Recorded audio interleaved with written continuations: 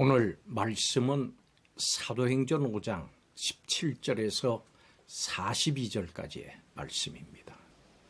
천사가 옥문을 열고 복음을 전하다가 갇힌 사도들을 끌어낸 이 기적은 밤에 일어났습니다.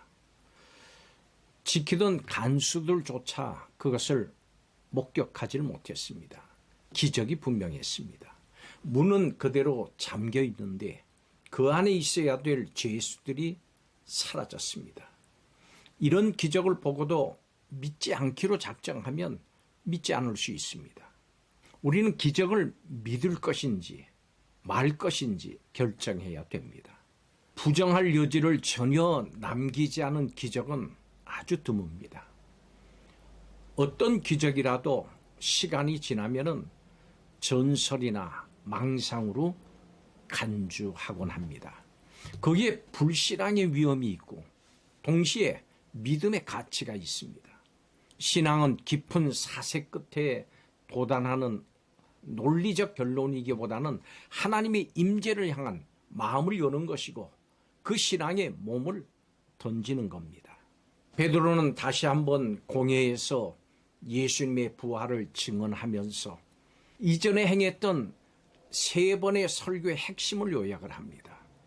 사람보다 하나님께 순종하는 것이 마땅하기 때문에 베드로는 공회의 위협을 무시를 하고 성전에 서서 생명의 말씀을 전합니다. 예수님의 부활과 승천은 하나님께서 하신 일이었습니다. 사도들은 예수님의 부활을 자신들의 눈으로 목격했기 때문에 생명을 걸고 증언합니다. 이렇게 복음을 전하면서 베드로는 마지막에 한 가지를 덧붙였습니다. 하나님이 자기에게 순종하는 자들에게 주신 성령도 증인이시다. 32절에 이 말입니다. 사도들과 함께 성령도 부활의 증인입니다.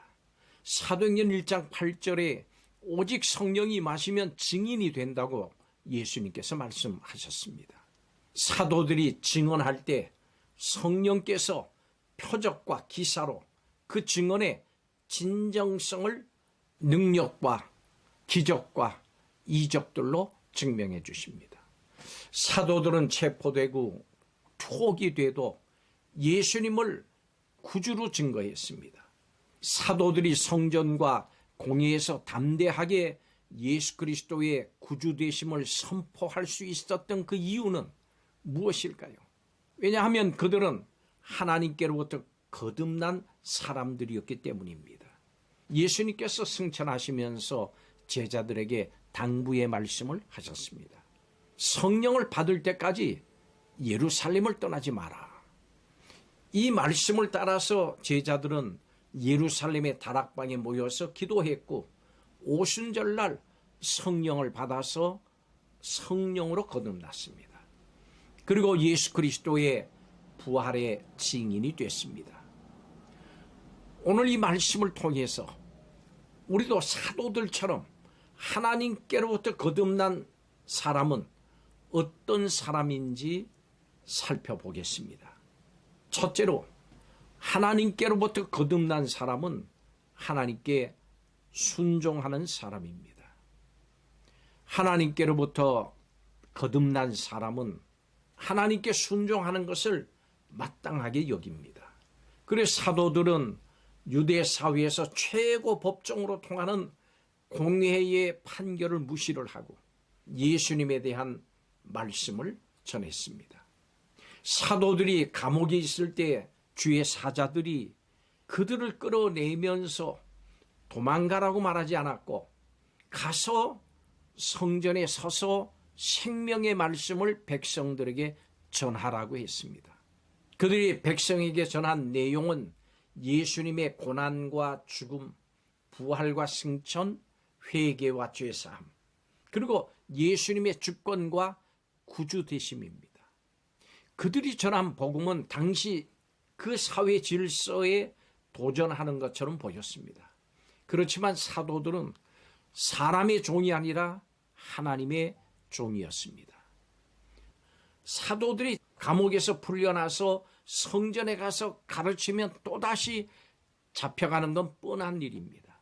사도들은 다시 체포될 것을 알면서도 성전에서 생명의 말씀을 전했습니다.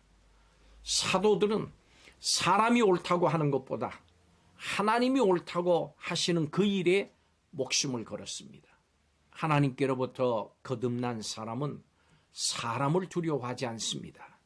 하나님께로부터 거듭난 사람은 하나님의 말씀에 순종합니다.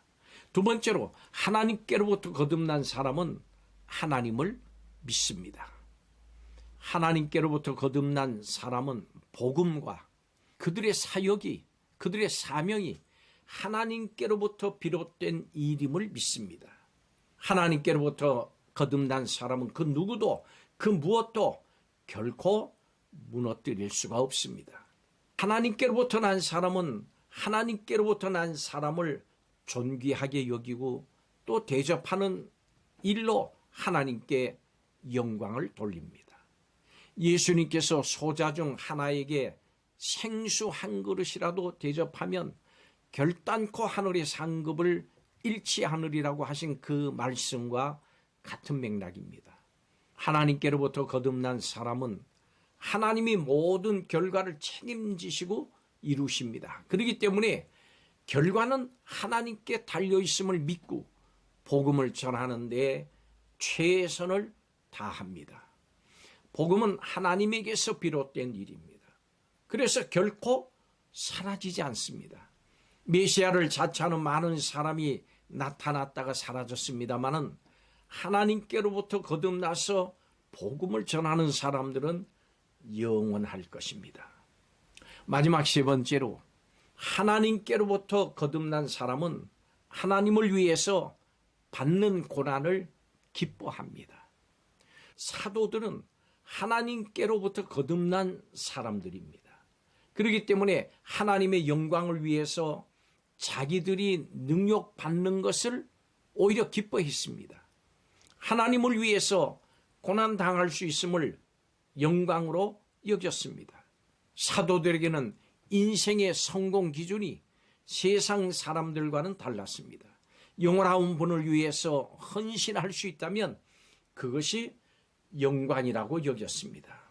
결코 사도들이 무감각하거나 고통을 즐기기 때문이 아닙니다. 자기들을 너무나 사랑하셔서 십자가에서 몸버려 죽으신 주님께 조금이라도 감사를 표현할 수 있음을 기뻐하는 겁니다. 사도들은 율법에 따라서 채찍에 맞았습니다마는 그 채찍질로 인해서 오히려 기쁨이 충만해졌습니다. 이런 사도들은 과연 하나님께로부터 거듭난 사람들이었습니다. 세상이 감당치 못하는 사람들이었습니다. 하나님께로부터 거듭난 사람은 자신들의 사랑을 믿어주고 받아주는 분이 있기 때문에 한없이 기뻐하는 사람들입니다. 예수 그리스도의 이름이 존귀함을 알고 있다면 우리도 그 이름을 위해서 쓰임받는 것이 얼마나 영광스러운 일인지를 알고 기뻐할 수 있습니다. 기도하겠습니다. 죽어가는 영혼을 향한 주님의 안타까운 마음을 헤아리지 못해서 사도들처럼 예수님과 복음을 충성되게 전하지 못했음을 고백합니다. 사도들처럼 예수님과 복음 전하는 일에 담대하지 못하고 두려워하면서 부끄러워한 일이 있음을 고백합니다. 주님과 함께 고난받는 것을 거절한 우리의 비겁함을 용서하여 주시옵소서. 어떤 상황 속에서도 하나님께로부터 거듭난 사람으로서 예수님과 복음을 전하는 일을 기쁘게 감당할 수 있는 증인이 되기를 원합니다. 이 시간 성령으로 다시 한번 충만하게 하여 주시옵소서. 예수님의 이름으로 기도하옵나이다. 아멘.